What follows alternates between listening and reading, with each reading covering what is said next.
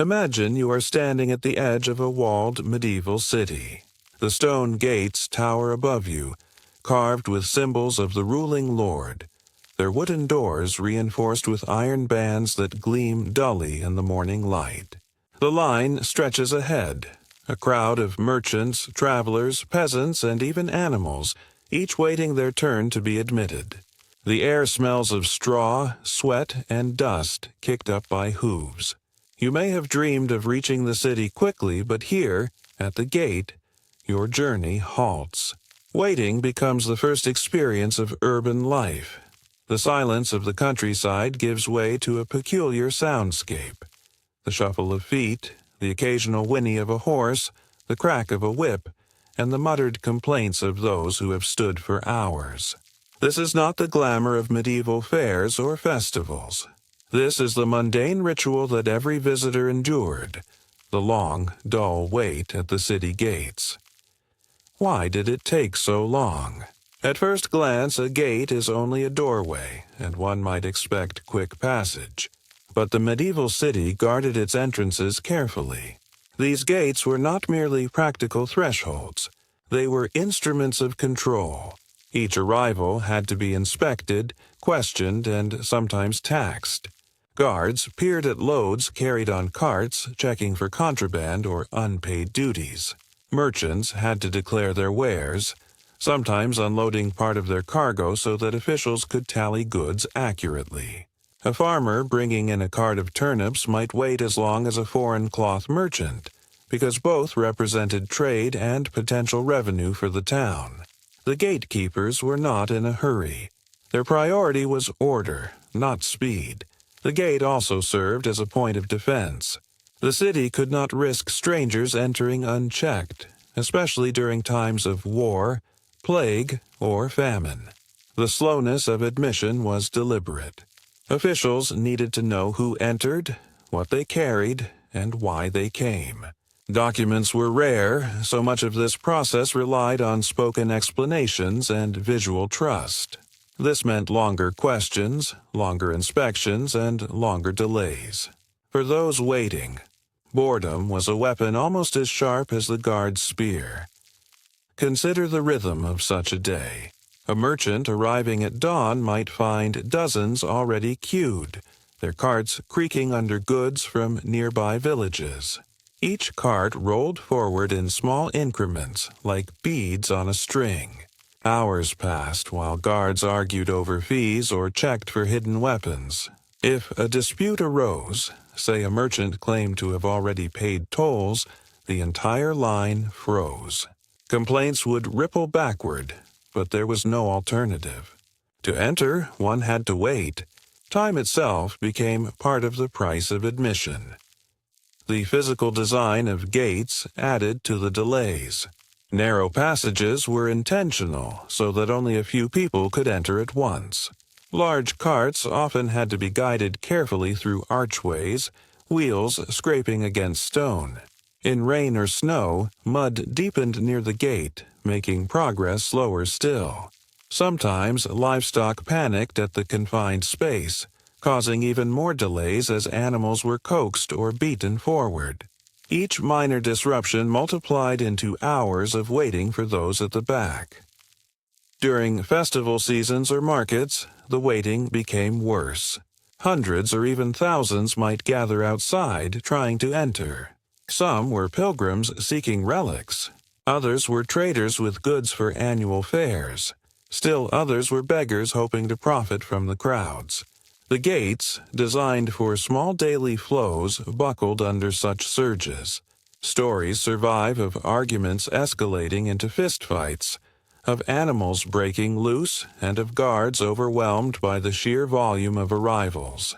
Waiting at the gate was not merely boring. It could be dangerous in its chaos, yet this boredom shaped medieval identity. For peasants who seldom traveled, the experience of waiting at the gate was their first taste of urban bureaucracy. They learned patience, resignation, and the rules of hierarchy. Richer merchants might bribe guards for quicker passage, but poorer folk had no choice but to endure. The gate was a lesson. Entry into the city required submission to its authority. The wait was not wasted time in the eyes of the rulers. It was a demonstration of control. Imagine yourself, weary from travel, standing in that line. The sun climbs higher, shadows shift, and you barely move. You hear snatches of languages from travelers beside you. Perhaps you smell foreign spices wafting from a nearby cart, mingling with the stench of manure. Children cry, dogs bark, and someone begins to sing to pass the time. Hours slip by, and still you stand. This is the forgotten reality of medieval city life.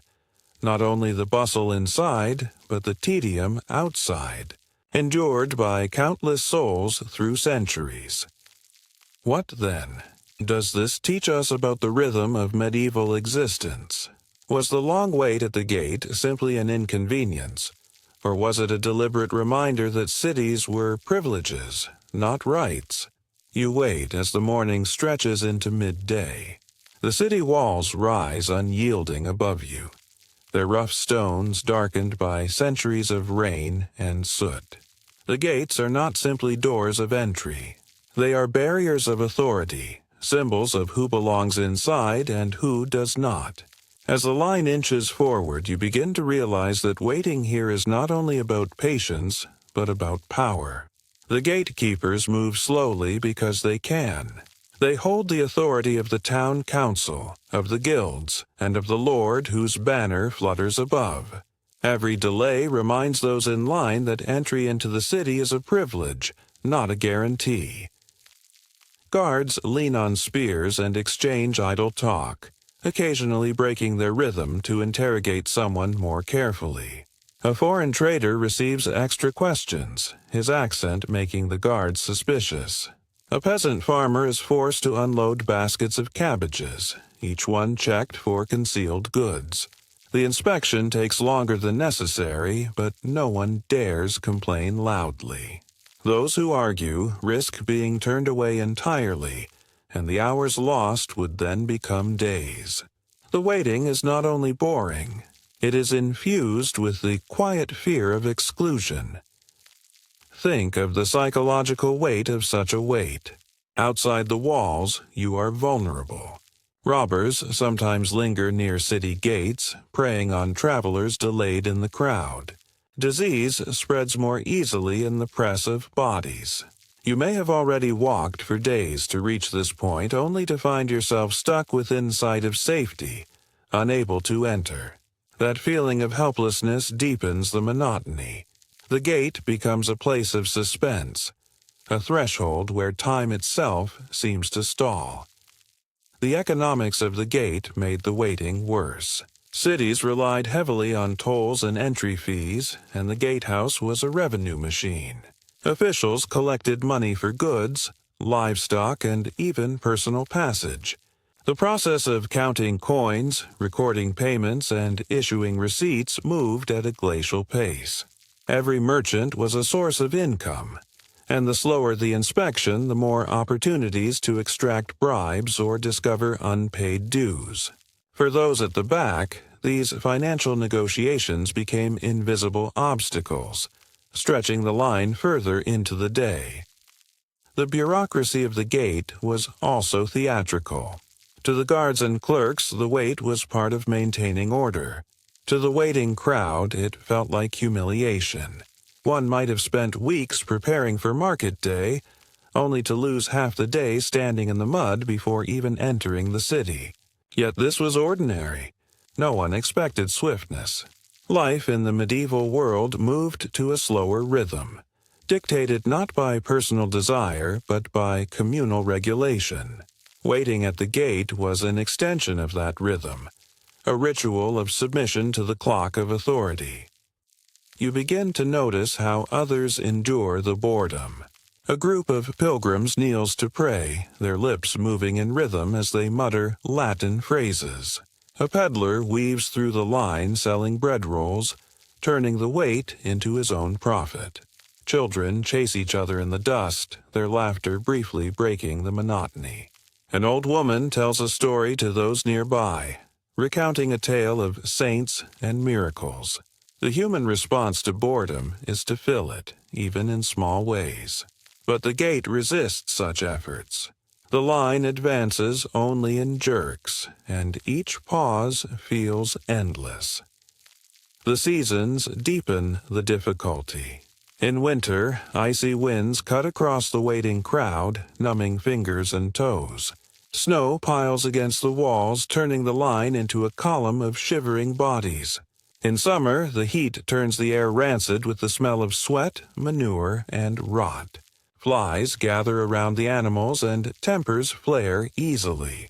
Waiting in spring or autumn may be more tolerable, but even then rain can transform the ground into sludge, soaking shoes and cloaks. No season spares you from discomfort at the gate. Yet, despite the hardship, people came. Cities were magnets of opportunity, offering markets, protection, and the chance for better lives. The dull, exhausting hours at the gate were part of the cost of entry into that promise. For many, it was worth it. The waiting taught endurance. It reminded people of their place within the vast structure of medieval society. You could not simply walk into a city. You had to earn your entry with patience, obedience, and sometimes silver. And so you wonder, if waiting was this difficult outside, what rhythms of control and delay awaited once inside the walls? The sound of hooves clattering on stone breaks the monotony of the line. A mounted messenger approaches, his horse foaming at the mouth from a long ride. The guards move quickly then, pulling aside those waiting and opening the gate to admit him without delay. The messenger passes in moments, his speed contrasting sharply with the stillness of those on foot. To the waiting crowd, it is a reminder that hierarchy dictates time. Those who carry authority or urgency are never forced to wait as long as the common traveler. For the rest, the line is a slow surrender. You watch the gate itself with greater focus as the hours pass. The massive doors are thick planks of oak, reinforced with iron bands. Above, the portcullis gleams faintly, its teeth ready to drop if danger appears. The architecture is imposing, but it also contributes to delay. The gatehouse is not simply an entrance. It is a fortress within a fortress, designed to slow attackers as well as travelers. Passage through its layers of barriers is deliberate. The very structure insists on slowness. Each arch, each chamber, each door is another reminder that entry must be earned. For merchants, the wait has additional layers. Goods must be declared, measured, and sometimes taxed before passing through. A cart loaded with wool may be stopped for inspection, and the measuring rods come out. Weights are compared on iron scales, officials jotting notes with lead-tipped styli. The process is tedious yet unavoidable, for trade is the lifeblood of the city. Without verification, the market would drown in fraud. But that same verification can turn a line of 30 people into a standstill that lasts most of the afternoon. The gatekeepers know this and use it as leverage, for bribes often make inspections quicker. In the corner of the waiting area, you see soldiers resting in the shade of the gatehouse. Their armor gleams in patches, though dents and rust speak of long service. Their presence serves as both reassurance and intimidation.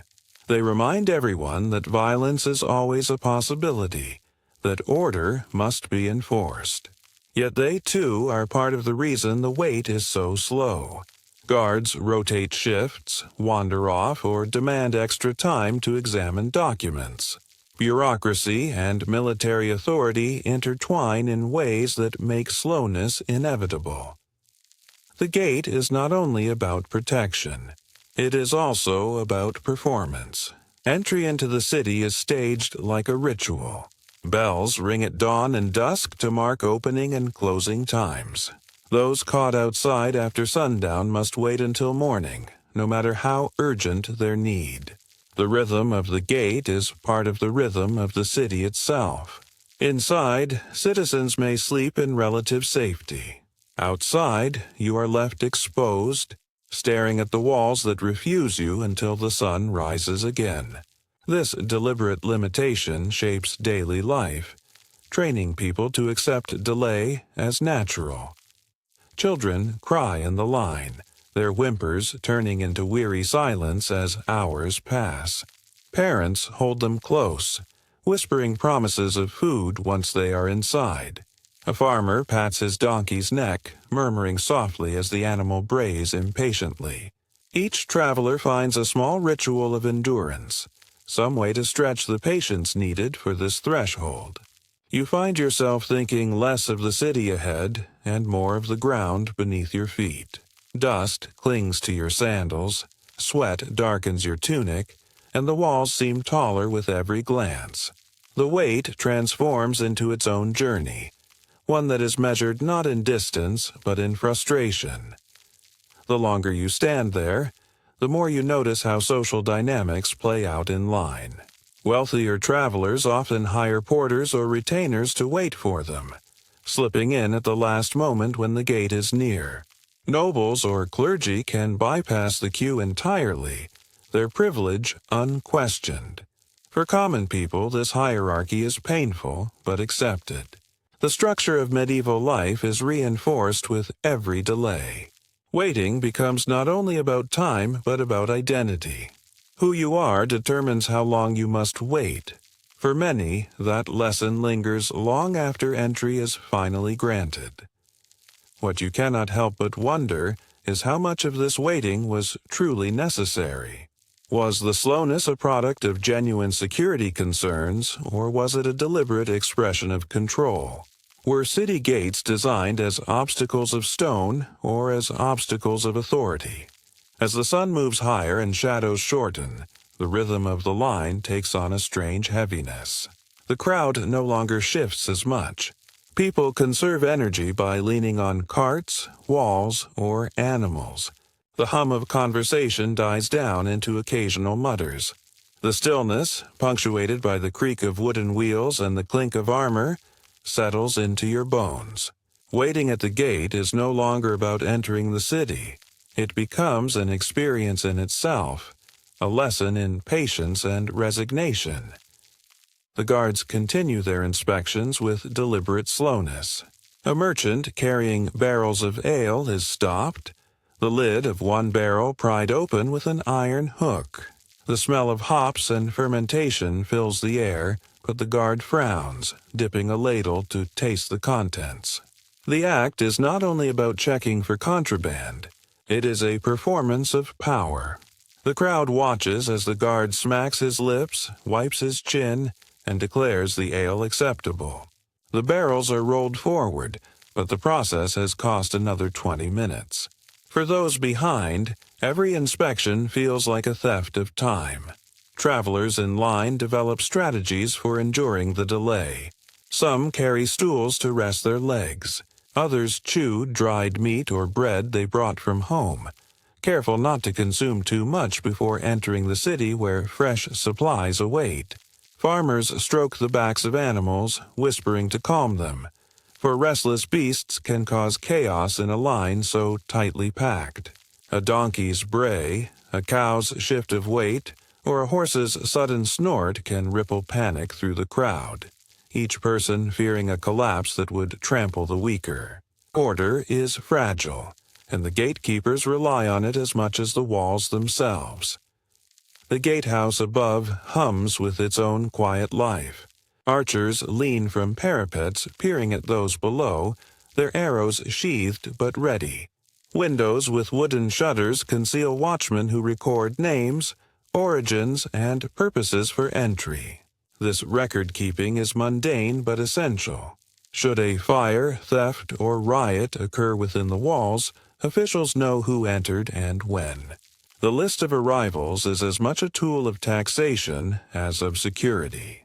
It is another reason for delay, for ink dries slowly on parchment and scribes work methodically, rarely speeding for the convenience of the line. You cannot help but notice how the wait transforms human behavior. At the beginning of the morning, travelers greet each other with small courtesies. By midday, suspicion replaces kindness. Each glance measures whether the person ahead will delay progress further. Resentment simmers, though few dare voice it aloud. The social fabric stretches thin, pulled taut by boredom and discomfort.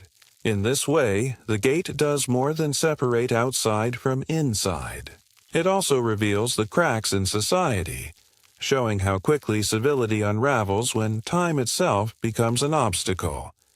And yet, waiting is not entirely empty. Gossip spreads easily in lines. News of distant wars, the death of a monarch, or the rise of a local tax collector passes from mouth to mouth, gaining and losing detail with every telling. For many peasants, the line at the gate is their first encounter with strangers from beyond their village. Languages mingle, accents clash, and the world seems simultaneously larger and smaller. In these conversations, history itself trickles through the slow hours, woven into the fabric of boredom.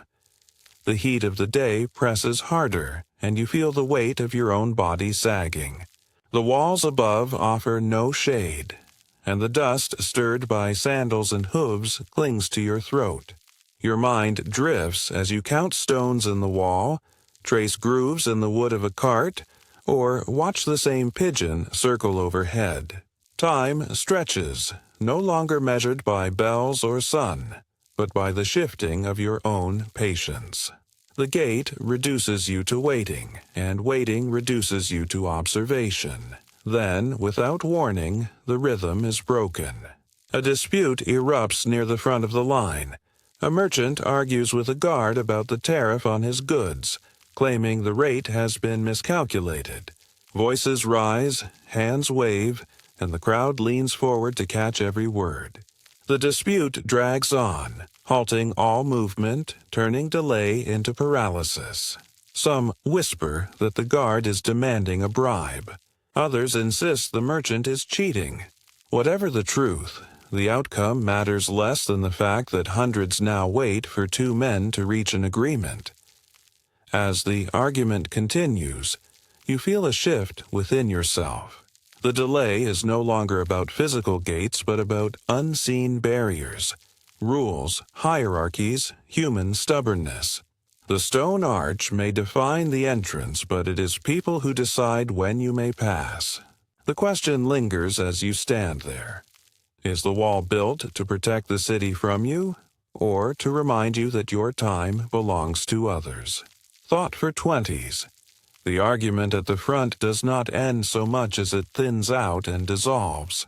One guard raises a palm, the merchant lowers his voice, a scribe adds a note that probably reads less like truth than like permission, and the cart rolls ahead with a clatter that feels louder than it should. The line exhales. It does not move quickly, but it moves, and that is enough to change the temperature of the crowd. Your shoulders loosen. The old man with the basket of onions in front of you lifts his hat to scratch his scalp and murmurs that the saints have finally remembered the poor. You do not argue. In a place like this, even a few steps forward can feel like a blessing. The afternoon sun sits heavy, turning dust into a fine powder that sticks to the corners of eyes and the edges of lips. The wall holds heat the way a kiln does, and you can feel it radiating back on your cheeks whenever a breeze dies. A bell rings somewhere inside the city, a distant bronze pulse that folds the hours into a pattern you do not control. Those who live within the walls will know which bell it is. The convent calls for prayer, or the guild hall signals a meeting, or the marketplace sets its midday close. To you, it is only a sound that measures your powerlessness. The bell is a ruler, you are a mark. You study the gatehouse details because there is nothing else to do. The wooden doors are thick and iron-banded, scarred in places by old fires or the impatient cutting of a locksmith's tool. Above the arch, the stone cheeks of the wall carry notches where a drawbridge chain passes on days when trouble hunts the roads. The slit windows are narrow and deep, the kind an arrow loves. If you tilt your head, you can almost see the angle of oil channels and imagine how liquid defense might pour in a bright sheet during a siege. It is fascinating in the way a millstone is fascinating. Useful to look at until you remember what it does to grain. Closer to the archway stands a post where tariffs are listed on a parchment panel. The letters are dark and careful. The hand of a city clerk who understands that money moves best when it can read its obligations. The board is not for you alone. It is for everyone who brings something inside. Wool pays one thing, salt another, fish by the basket, iron by the weight, wine by the barrel unless the barrel is from a favored vineyard, in which case it pays by the smile. Those who trade often do not need to look. They know the rates better than they know their children's birthdays. They still glance, and so do the guards, because memory can be slippery when coins are involved. On the right side of the arch, a bench holds two objects that rule half of a city's arguments: a balance scale and a set of official weights. The weights are worn smooth by fingers and years, each stamped with the city's mark. Gossip says inspectors have a private set that is slightly heavier, a trick that adds a few coins to the treasury. That may be true in some towns and false in others. What matters is the presence of the scale itself. Every sack of grain that looks generous, every measure of dried fruit that seems light, every bolt of cloth that a merchant swears is a true L must face the patient and indifferent arm of the beam. There is nothing dramatic about it, but in these small weighings, a city pays for its walls. A boy slips through the line selling water from a clay jug. He calls the price as if it were a song. Those near you pretend not to hear him for a moment, then slowly pull coins from pouches and ask to see the ladle. The water tastes of clay and roadside wells, but it is cool, and that is reason enough. The boy keeps his jug high, balanced on a cloth ring. When a guard waves him away for standing too long near the arch, he does not complain. He has learned the dance of distance the way shopkeepers learn the weight of a glance and porters learn the bend of backs. The space around power must be respected even when it is empty. A pilgrim group keeps pace with your section of the line.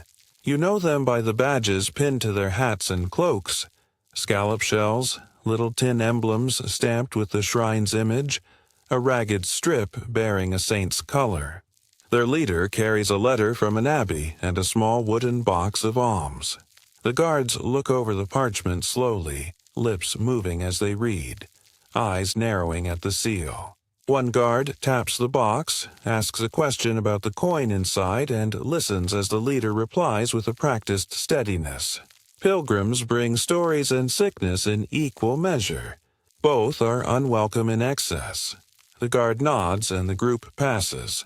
Their voices fall into a prayer that sounds like a tired wheel turning in the dust. Near the tax bench, a woman in a linen coif holds a small iron rod against a bolt of cloth and announces a measurement. The merchant winces.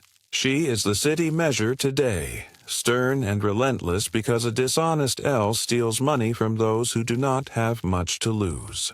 The rod is the city's L, displayed under the gatehouse to remind everyone that length can be law. Another official stands with a basket of little wooden pegs and a knife that cuts slivers as thin as fingernails. He trims a wedge from a cheese wheel and tastes it, then scratches a note on a wax tablet. You cannot tell if he is recording quality or taxing the wedge itself. It would not surprise you if the city had found a way to do both. The animals in line fear the gate for reasons of their own. The darkness beyond the arch seems to confuse them, and their noses do not like the smell of stone warmed by old fires. A mule shifts and stamps. A goose tugs against its thong. A pig bolts a half-step and is dragged back by a boy who loves it only as inventory. Each time a creature moves above its station, the crowd tenses. bodies turning to make space that does not exist. People speak to animals here the way they speak to children when adults are listening, in careful tones that hide the edge of fear. By mid-afternoon, your section of the line is close enough to see the faces of the scribes inside the alcove. A wedge of shadow makes their cheeks look carved. The scribes have clean hands, though the nails are ink-stained, and they wear a thin expression of focus that suggests the world beyond the quill is a rumor. One holds a tally stick, notching it with neat clicks at set moments as carts pass or coins change hands. Another writes names, places of origin, stated purposes. If you have ever wondered what bureaucracy looks like without paper mills and printing presses, it looks like this: a handful of patient people, a day that does not end, and a long memory made out of wood and wax. You step again, then again. The gate grows taller as it grows nearer. For the first time you can see up past the parapet to the small space where a watchman sits with a horn. If danger comes, fire in the suburbs, riders with uncertain hearts, a rowdy band of hired blades seeking mischief, the horn will sound, the chains will clank, and the city will tighten its mouth. The thought is not dramatic. It is practical. Cities are not made of romance. They are made of taxes, water, walls, bridges, rules, and the stubborn arithmetic of food. You hear a new sound under the cart wheels, the thin tinkle of small bells. You find the source quickly. A healer, or something close to it, stands near the line with a wooden tray of powders and dried herbs. Rosemary for bad air, she says. Lavender for sleep.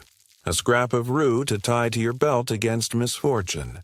The guard tolerates her because people in long lines grow restless and restless people argue. Small comforts are cheaper than fights. You do not buy anything, but you listen as she recites the virtues of each leaf, each root, each pinch of brittle green. The words are not medicine. Their rhythm is. Farther forward, a wagon is diverted into a small yard beside the gate, where a customs man checks barrels. He takes a spile and taps a cask, draws a trickle of wine into a cup, and brings it to his nose. The merchant watches with a face that looks both attentive and blank, the way a gambler watches a dice cup. The customs man tastes, grimaces, and tastes again, then gestures for the next cask. It is not a feast, but the routine of it is a kind of meal. The guard beside him dips a dipstick into an oil jar to read the depth. The whole thing feels like a slow argument between honesty and opportunity, an argument that never ends because no one truly wants it to.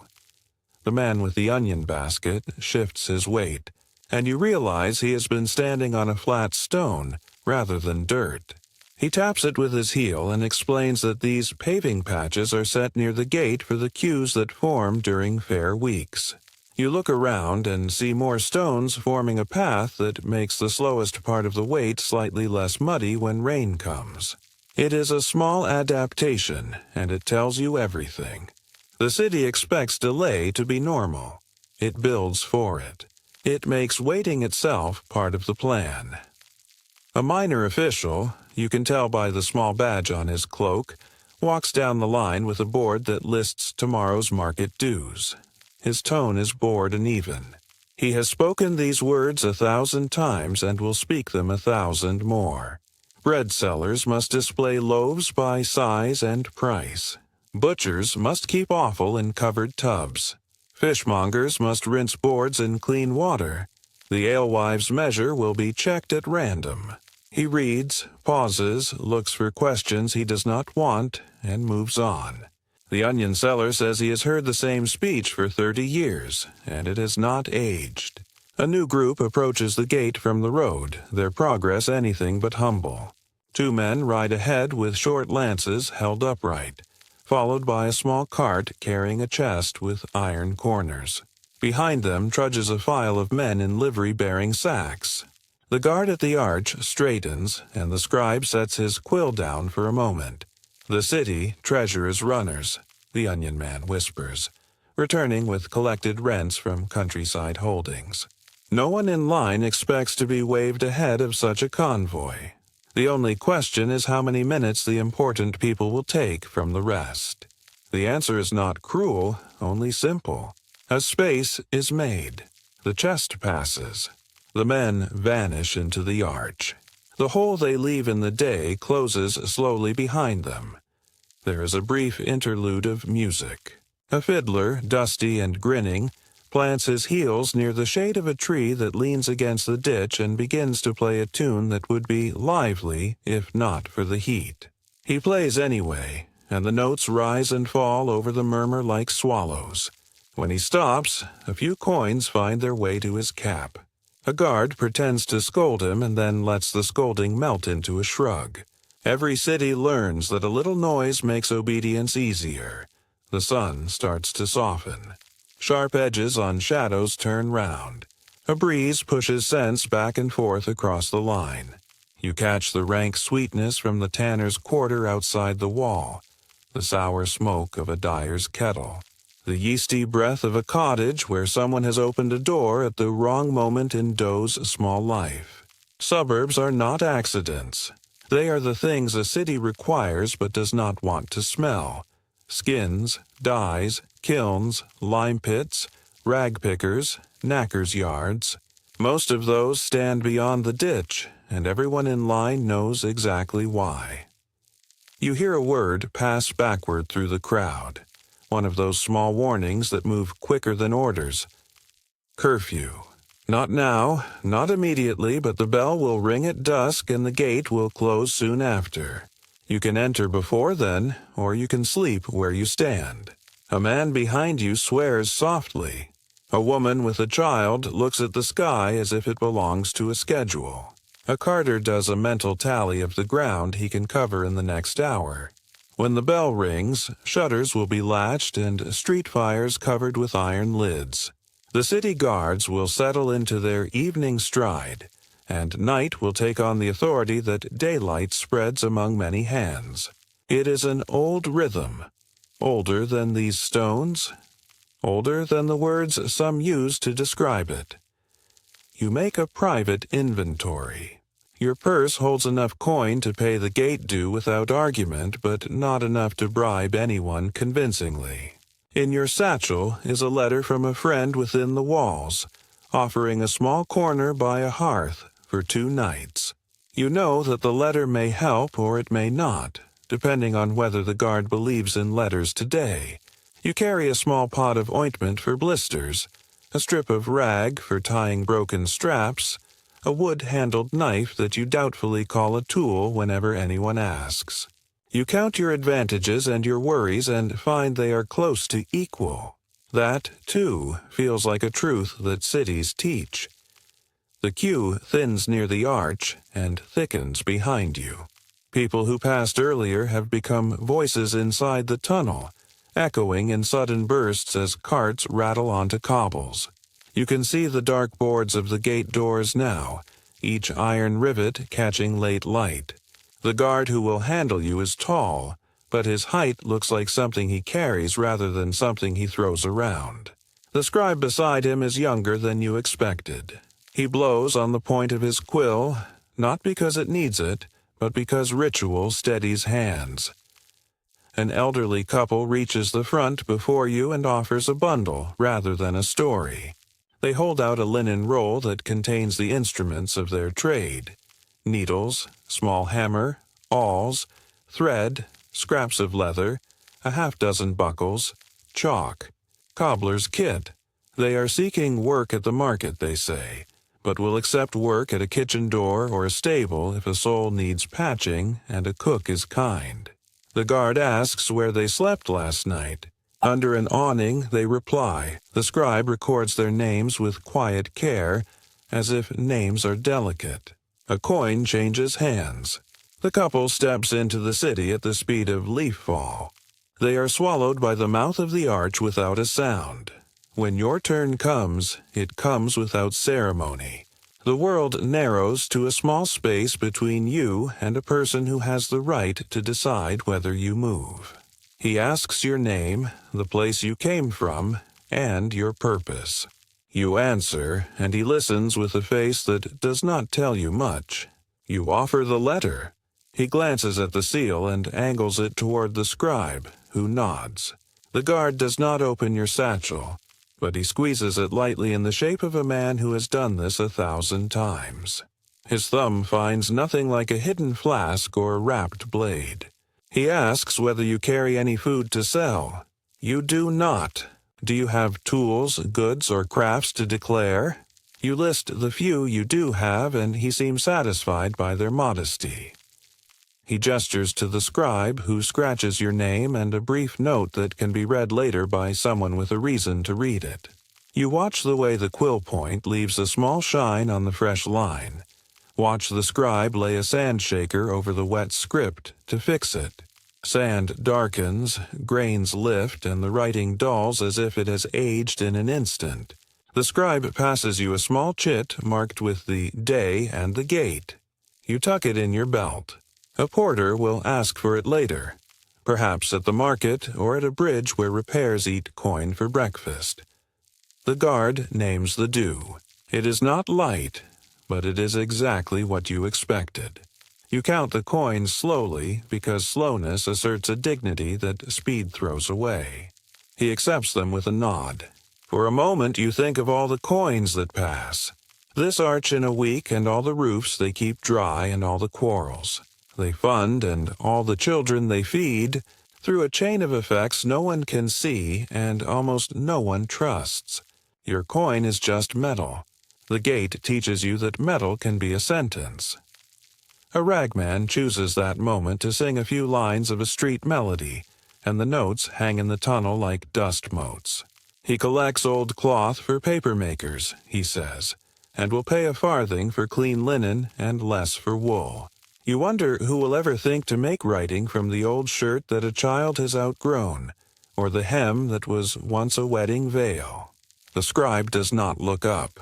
The guard allows the song because the day is near its end, and even iron wrists get tired. You are almost through when the horn on the wall gives a sleepy, warning bleat. Not danger, the guard says. The first note for curfew. He looks at the line beyond you and judges how much of it can be swallowed before the bell. It is not an arithmetic you envy. A woman asks if she can run to fetch her husband who has wandered off with the water cellar. The guard raises a brow that says she can try, but the wall will not bend. She does not run. She stays where she is and grips the handle of her basket with a resolve that suggests the wall was built long ago inside her hands. You hear the bell begin to toll. Inside the city the sound gathers. A shop door thumps. A voice calls a name. A child is scooped up and turned toward home. The line compresses as if the sound itself presses it. You realize that for many, the question of sleeping inside or outside is not a matter of comfort, but of safety. Outside, there are hired men who grow drunk when work is scarce, and traders who will not see the morning with all their goods, and thin dogs that hunt by guessing. Inside, there are rules that can be argued with the morning clerk. You step forward. The guard stands aside, already calling the next name, already preparing to wear his authority into night. The tunnel smells of damp wood and old smoke. Your foot touches stone worn smooth by years of feet that were late and early, joyful and anxious, loyal and doubtful. It is not a sacred place, but it has the hush of one. The onion seller pats your sleeve as he passes and says, "You kept your temper well for a long day." You tell him that the gate trained you. He laughs once, and you part like two sticks in a stream. Beyond the arch, a small square opens like a held breath. A porter with a padded hat waits under a lamp bracket to offer his back for a price that you will consider and probably decline. A constable in a faded livery leans against a doorway and watches the last of the day's drifters. Farther up, a woman closes shutters with a soft clack. You feel the city's rules wrap themselves around your ankles the way a shallow tide does. The walls protect and they define and they charge for both. You look back through the arch at the line that still stretches along the ditch, at faces that cannot yet decide where they will sleep, and you wonder how much of a city's life is built not by those who live in it, but by those who wait to enter. The bell continues to ring. The porter asks again if you need a hand. A child laughs somewhere above you at a joke told by someone who will never be named. The guard calls another name and another and another. The sky turns the color of iron that has cooled but not forgotten fire. You hold the chit in your belt and the letter in your hand and think about the thin distance between outside and inside. The question arrives simply, like a person who has walked a long way to make a single request.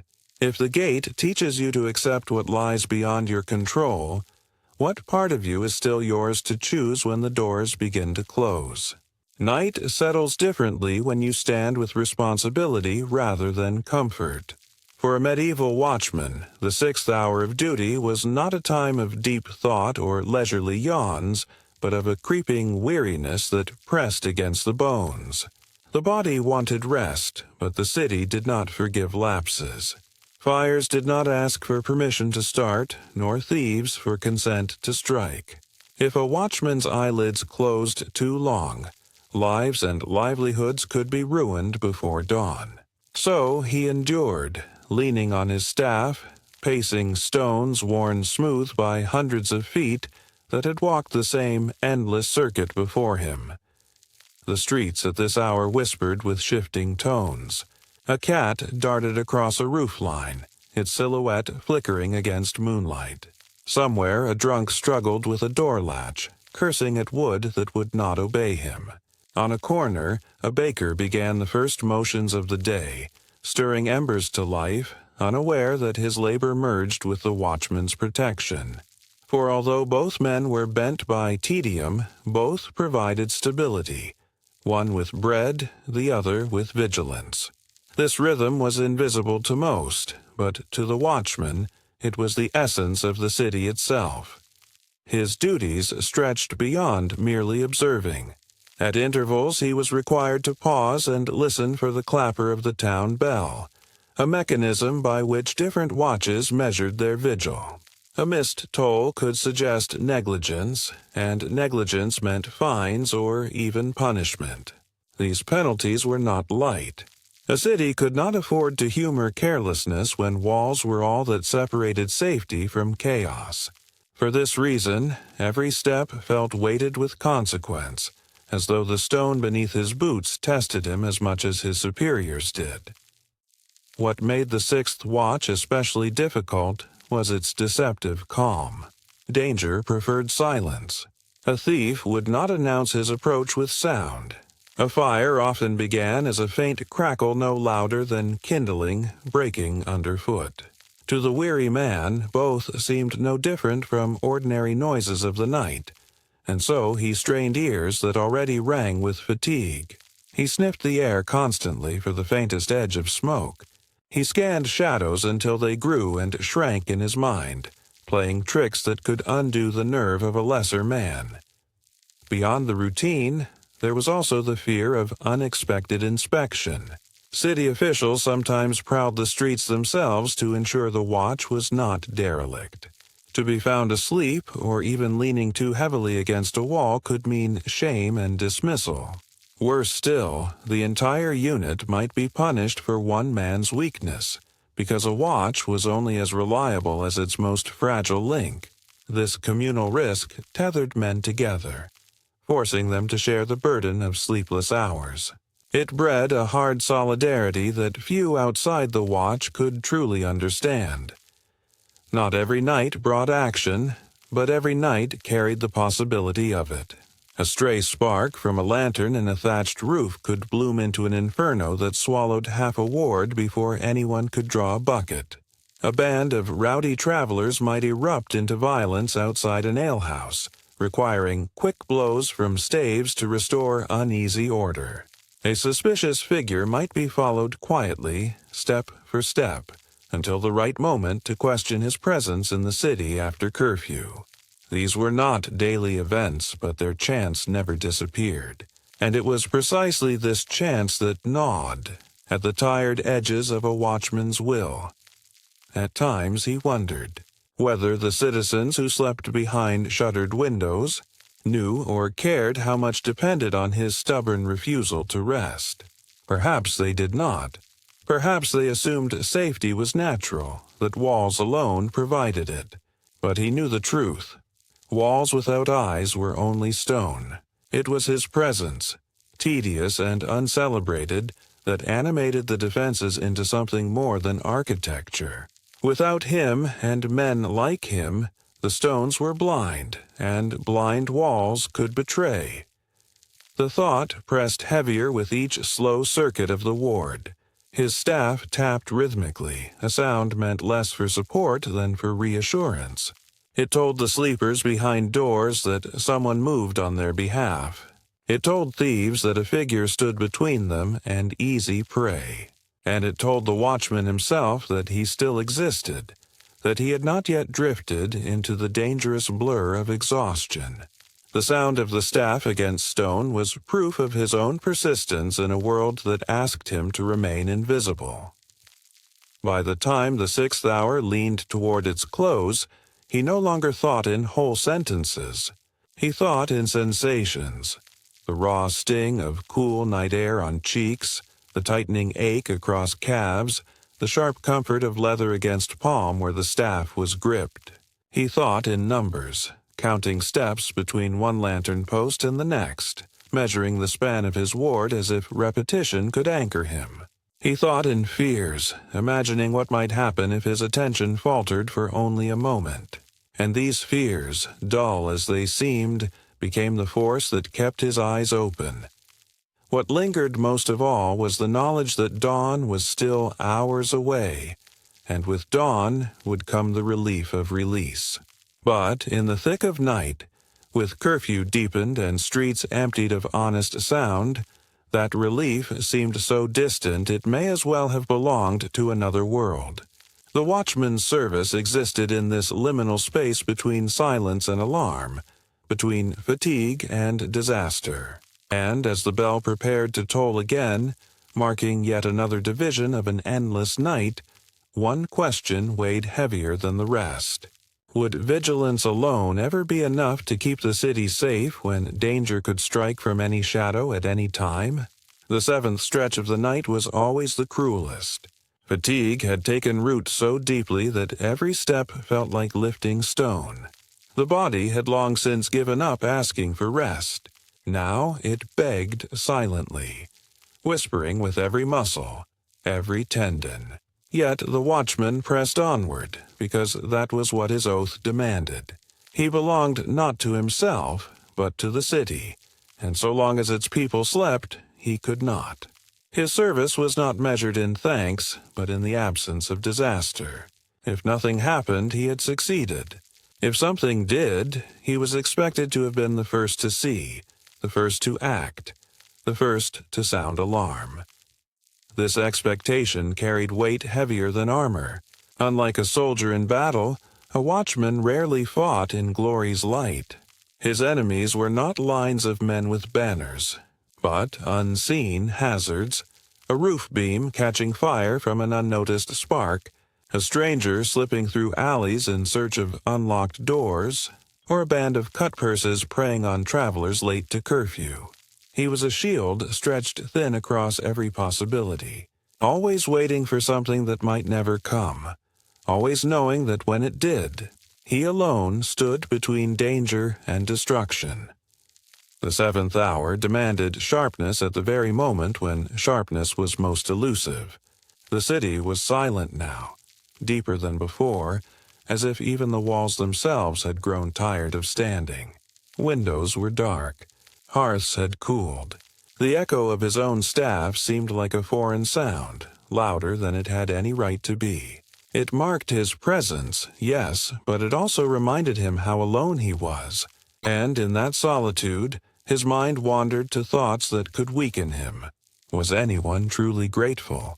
Did anyone wake in the morning and whisper thanks for the faceless figure who had walked the stones through darkness? Or did they imagine safety was simply natural, like rain or dawn? Doubt was the unseen danger that haunted many a watchman. It was one thing to endure hardship when it felt purposeful, but another when the reward was silence.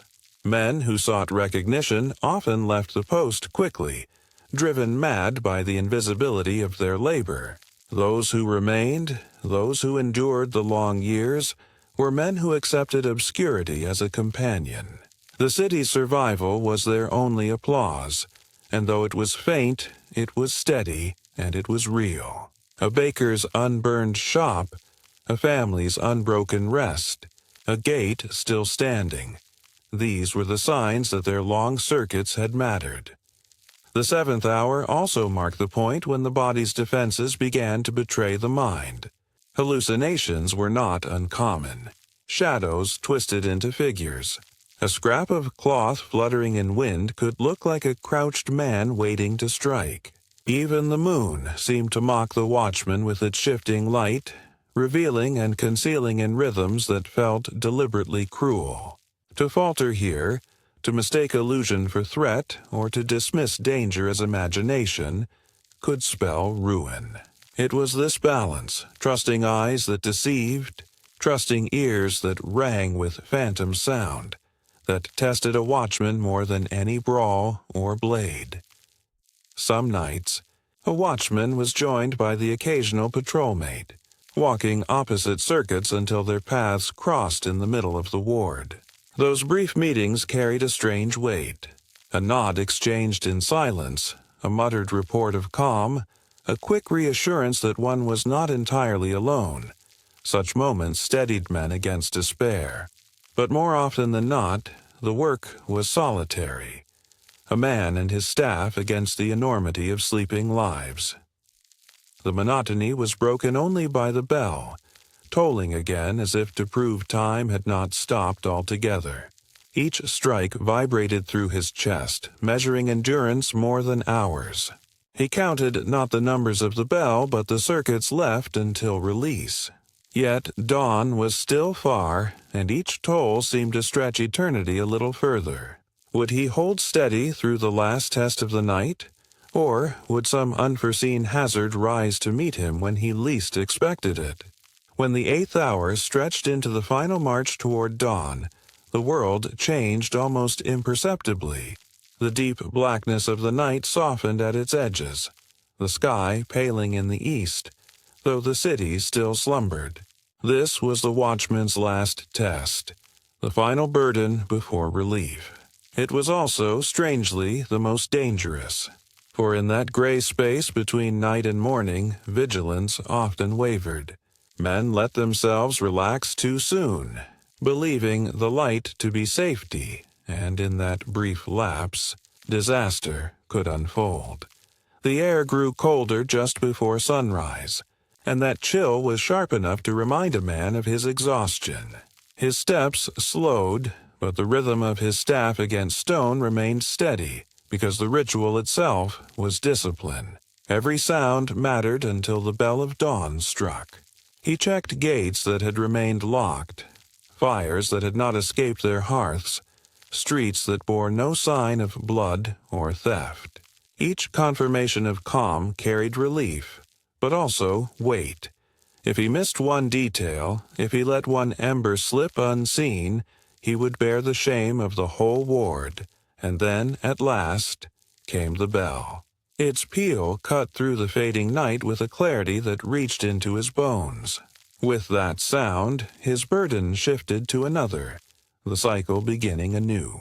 He walked back toward the guardhouse, body aching, mind heavy with fatigue, yet heart strangely steady. He had made it. No alarm had been raised. The city would wake to routine, never knowing how close or how far danger had truly been. His presence had been invisible, and because of that invisibility, the world remained intact. This was the paradox of the medieval watchman. The better he performed his duty, the less anyone noticed he had done it at all. His life was spent in the margins of history, his name unrecorded, his face unremembered. Yet without him, fire might have gutted streets, thieves might have emptied homes, and shadows might have grown into chaos. His obscurity was not a failure, but a quiet kind of triumph. The silence of the night was his testimony, the unbroken rhythm of life his unseen reward. So, when you imagine the medieval city, the bells, the markets, the laughter of its mornings, remember that it existed because someone once kept watch while others slept. His work was dull, often thankless, sometimes deadly, and always forgotten. Yet it was that very dullness, that quiet vigilance that allowed history to march forward without collapse. Without men like him, who gave their nights so that others might have days, the world you know would have been shaped by far more fire, blood, and ruin, and so the story closes, not with a moment of glory, but with the faintest suggestion of light touching stone streets. The watchman steps away, unseen, leaving nothing behind but silence. But what is silence, really, except the mark of his victory?